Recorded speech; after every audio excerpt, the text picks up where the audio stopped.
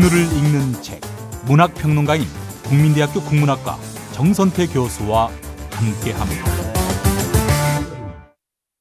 국민대학교 한국어문학부 국어국문전공 정선태 교수님 함께하겠습니다. 교수님.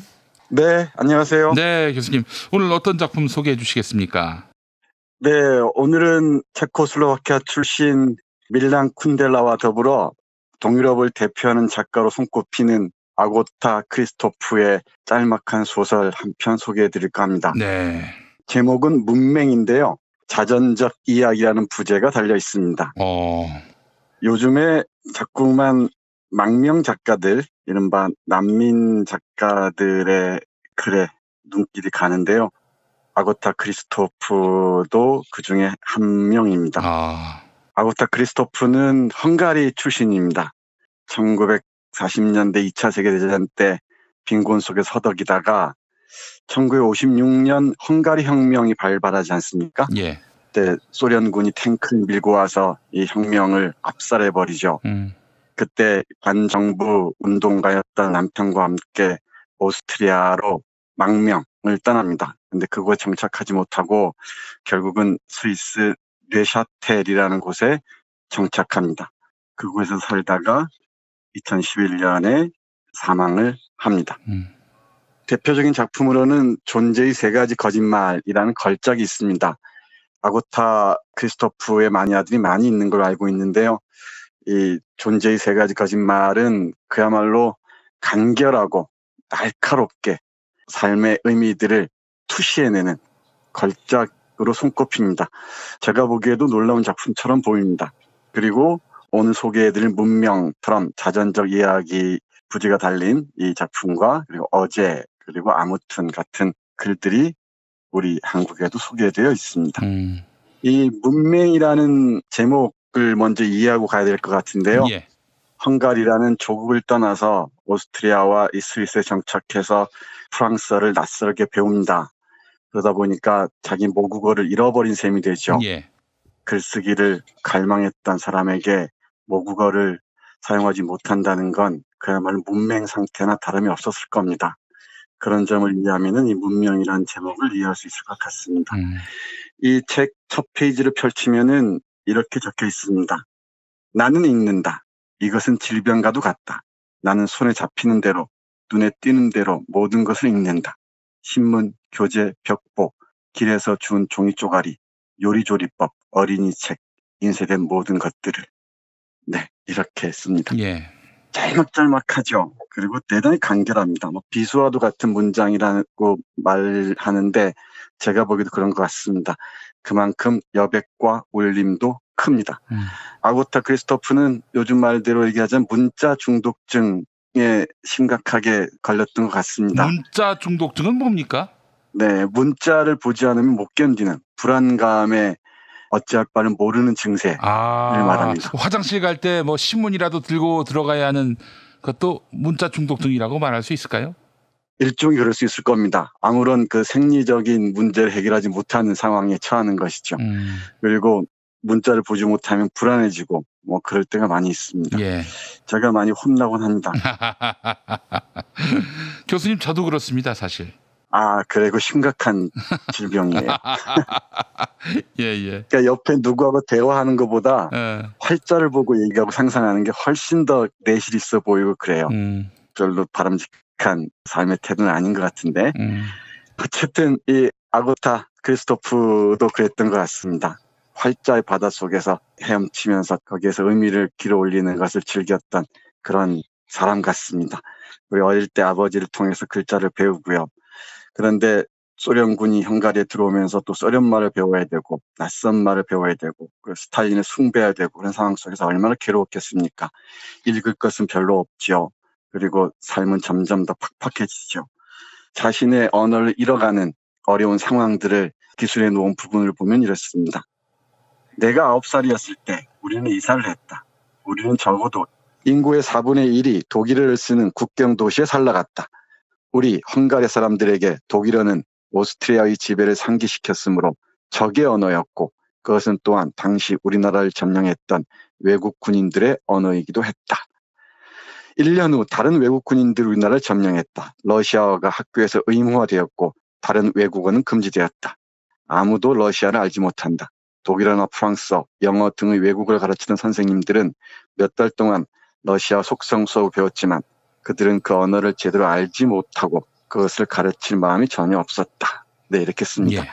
그러니까 고향을 떠나면서부터 고국으로부터 점점 멀어지면서부터 또 헝가리라는 그 나라가 외세에 의해서 짓밟히면서 자신의 모국으로부터 점점 멀어지고 적의 언어로 둘러싸이는 형국이 된 거죠. 아마 문자를 사랑하는 사람들, 글 쓰는 게, 그리고 글을 읽는 게 삶의 운명과도 같은 사람들에게 적의 언어에 둘러싸여 있다는 것은 그야말로 고통스러운 상황이었을 겁니다. 그렇게 어려운 역사적 상황들을 통과하다가 결국은 56년도에 헝가리 혁명이 발발하면서 헝가리를 영영 벗어나 버립니다. 오스트리아를 경유해서 스위스로 정착한다고 말씀드렸잖아요.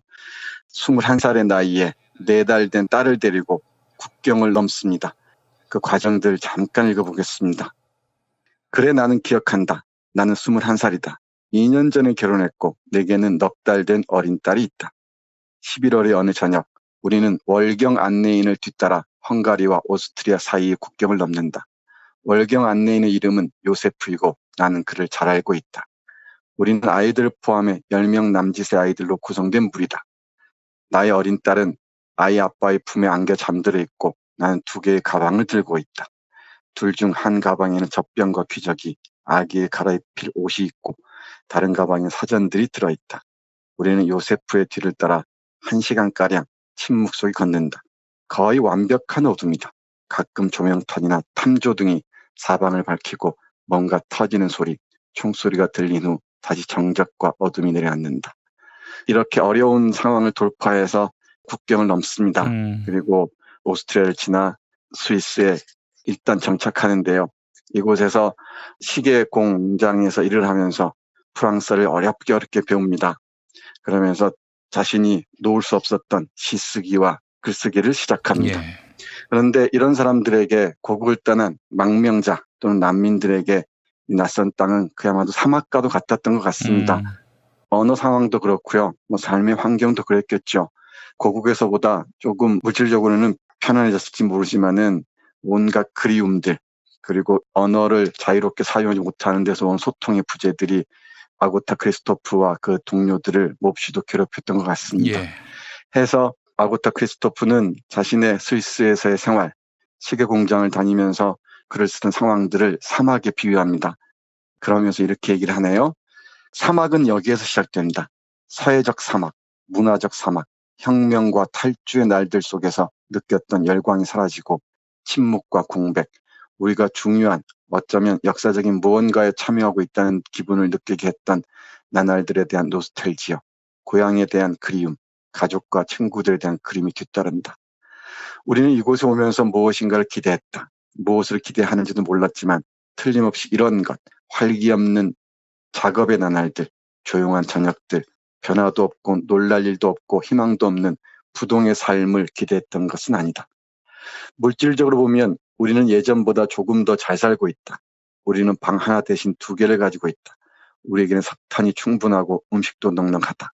그렇지만 우리가 잃어버린 것들에 비하면 너무 비싼 값을 지불한 셈이다. 네, 자신의 망명 생활, 난민의 삶을 이렇게 간략하면서도 명료하게 피력하고 있습니다.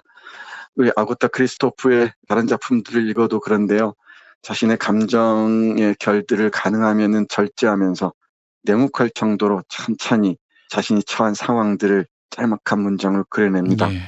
독자들이 이 글을 읽다 보면은 그 여백 속에서 비수가 찌르는 것과도 같은 통증 또는 아픔들을 느낄 수 있을 것 같습니다. 앞에서 계속 문맹이란 제목과 관련지어서 말씀드렸었는데 남의 나라에 와서 언어를 잃어버리고 산다는 게 얼마나 어렵겠습니까? 여기에서 그 프랑스를 배우면서 글을 쓰는 고통스러운 과정들을 문명에 비유하면서 쓰고 있는 구절 짧게 보겠습니다. 예. 스위스에 도착하고 5년 후 나는 프랑스어로 말을 하지만 읽지는 못한다. 나는 다시 문맹이 되었다. 4살부터 읽을 줄 알았던 내가 말이다. 나는 단어들을 안다. 읽을 때는 그 단어들을 알아보지 못한다. 글자들은 아무 것에도 상응하지 않는다. 헝가리어는 소리나는 그대로 글을 쓰지만 프랑스어는 그렇지 않다. 나는 내가 어떻게 읽지 않고 5년이나 살 수 있었는지 모르겠다. 그 당시에는 한 달에 한 번씩 나의 시들을 실어주던 헝가리 문회가 있었고 제네바 도서관에서 우편으로 바꿔냈던 헝가리어 책들도 있었는데 대부분 이미 읽은 책들이었지만 상관없었다. 아무것도 안 읽는 것보다는 다시 읽는 편이 나았으니까. 그리고 다행히도 글쓰기가 있었다. 네, 이런 상태에서 정말 맨땅에 헤딩하는 식으로 낯선 곳에서 프랑스를 처음부터 배워서 프랑스어로 글을 씁니다. 대단한 작업이었죠. 이 책을 문명의 책을 백수린이라는 소설가가 번역했는데요. 네. 번역도 대단히 훌륭하고요. 이 번역자가 뒤에 쓴 말, 모국어와 이 사유의 거리에 관한 진술도 참고할만 합니다. 네. 그리고 이 책 뒤쪽에 보면은 작가 김현수가 아고타 크리스토프의 문학세계에 대해서 이렇게 적어놨네요. 아고타 크리스토프의 단수함 치명적이다. 난민의 언어인데 집 안에 앉은 내 가슴을 저격한다는 점에서 참 맞는 말 같습니다. 난민의 언어인데 집 안에 앉은 내 가슴을 저격하는 아고타 크리스토프의 단순함이 치명적이라는 작가 김현수의 말이 절절하게 와닿는 책입니다. 예. 우리 청취자 여러분들 아고타 크리스토프의 삶의 궤적들을 떠올려 보시면서 오늘 소개해드린 문명과 함께 존재의 3가지 거짓말 읽어보시면은 또 다른 문학 세계를 만나실 수 있을 것 같습니다. 예. 제가 관련한 기사를 하나 봤는데 90쪽에서 91쪽 사이에 글을 인용한 게 있습니다. 제가 그 부분을 한번 좀 읽어보려고 하는데 우리는 이곳에 오면서 무언가를 기대했다. 무엇을 기대하는지는 몰랐지만 틀림없이 이런 것. 활기 없는 작업의 나날들, 조용한 저녁들, 변화도 없고 놀랄 일도 없고 희망도 없는 부동의 삶을 기대했던 것은 아니다. 중략. 어떻게 그의 기분을 상하게 하지 않으면서 내가 할 수 있는 짧은 프랑스어로 그의 아름다운 나라가 우리 난민들에게는 사막, 사람들이 통합이라든지 동화라고 부르는 것에 다다르기 위해서 우리가 건너야만 하는 사막에 불과하다는 사실을 설명할 수 있을까? 짧은 프랑스어로. 네, 아주 중요한 부분 읽어주셨습니다. 앞부분은 제가 읽어드린 부분이고 네. 뒷부분은 제가 별표를 해놓은 부분인데 빠뜨렸네요. 아닙니다. 맞습니다. 내가 할 수 있는 짧은 프랑스어로 그의 아름다운 나라가 우리 난민들에게 사막, 사람들이 통합이라든지 동화라고 부르는 것에 다다르기 위해서 우리가 건너야만 하는 사막에 불과하다는 사실을 설명할 수 있을까? 예. 정말 아득하겠죠. 언어를 자유자재로 구사할 수 없을 때, 모어를 잃었을 때 그 아득함들이 정말 아프게 와닿는 구절입니다. 예. 짤막한 소설이지만 이 아고타 크리스토프라는 한 작가의 내면에 서린 절절한 그 안타까움들을 고스란히 드러내고 있어서 정말 긴 여운을 우리에게 안겨줍니다. 네, 우리가 그 시대를 경험하지 않았더라도 우리는 나라 잃은 슬픔이라는 그 DNA를 안고 살아가고 있는 국민임을 잊지 말아야 할 것 같습니다. 네, 맞습니다. 그리고 한마디만 덧붙이자면 식민지 시대 때 우리의 많은 작가들이 일본어로 창작 활동을 해야 했고요. 그리고 전쟁과 독재 상황에서 자의반 타의반 망명을 떠난 많은 작가들이 있습니다. 그 작가들은 우리말이 아닌 독일어나 영어나 프랑스어로 작품 활동을 해야 했죠. 예. 그런 사실들도 이 아고타 크리스토프를 읽으면서 떠올리게 되는군요. 예. 알겠습니다. 자, 교수님 오늘 말씀 감사합니다. 네, 고맙습니다.